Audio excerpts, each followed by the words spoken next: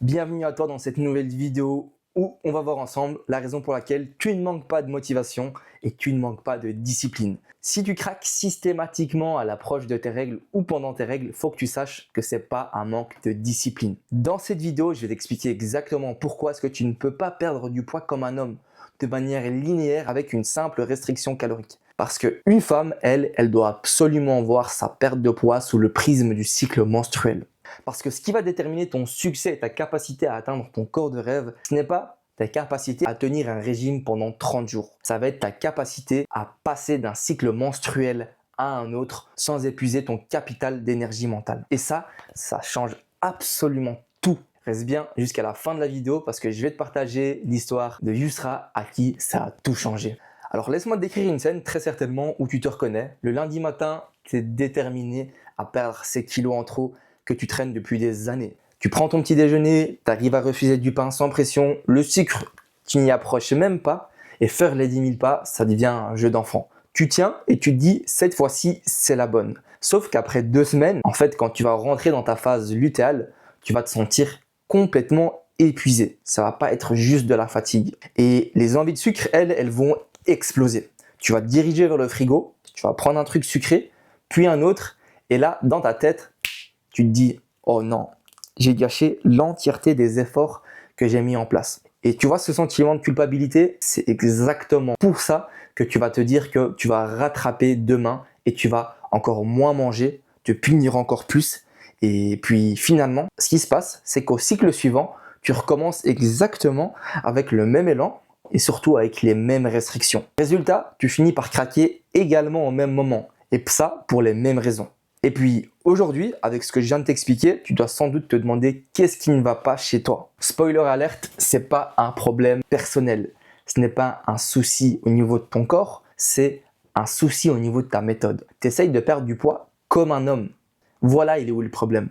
Et ce qu'on t'a toujours dit, c'est que tu manques de discipline, tu dois juste tenir ton régime.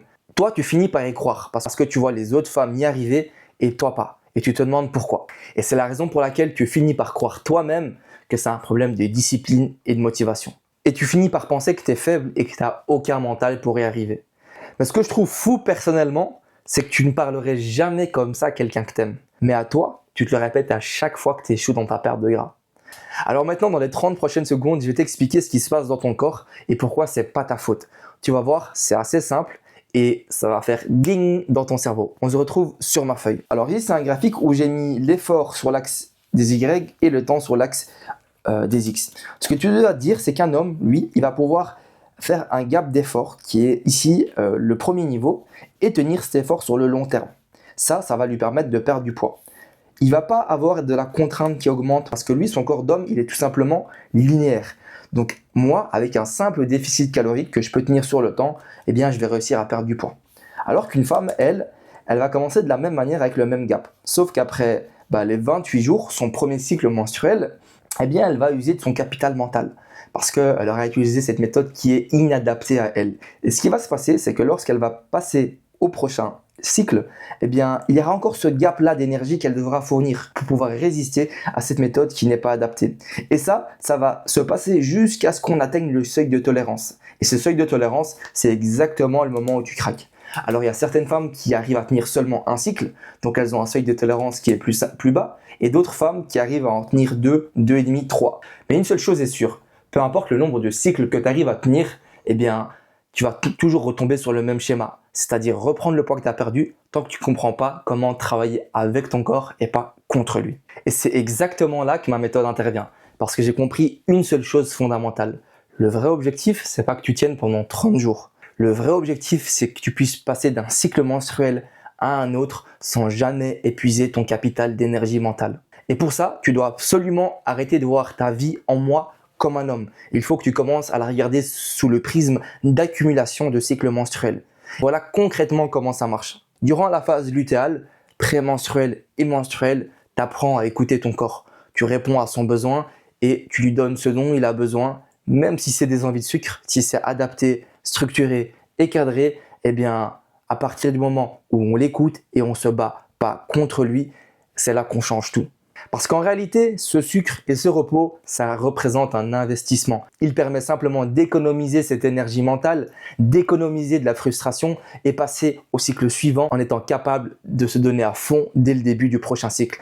Et c'est exactement cette approche qui permet aux femmes que j'accompagne de passer d'un cycle menstruel à un autre avec le moins de frustration possible et en conservant leur capital d'énergie mentale. Il va y avoir des phases où tu vas perdre plus vite, d'autres où tu vas stagner, voire même prendre un petit peu de poids à cause de la rétention d'eau. Mais au final, sur 3, 6, voire 12 cycles, la tendance du poids, elle va finir par descendre. Sans effet yo-yo, surtout sans culpabilité et sans épuisement. Et pour que tu comprennes à quel point ça a tout changé pour Yousra, laisse-moi te faire écouter son témoignage. Je suis une femme, je connaissais pas mon corps. Les cycles menstruels, j'étais tout le temps en colère, j'avais tout le temps faim, des trucs. Je craquais, je savais pas qu'est-ce qu'il fallait faire. Mais en fait, avec tout ce que tu nous as expliqué, j'ai commencé à prendre les devants avant les menstruations, juste la pré-menstruation.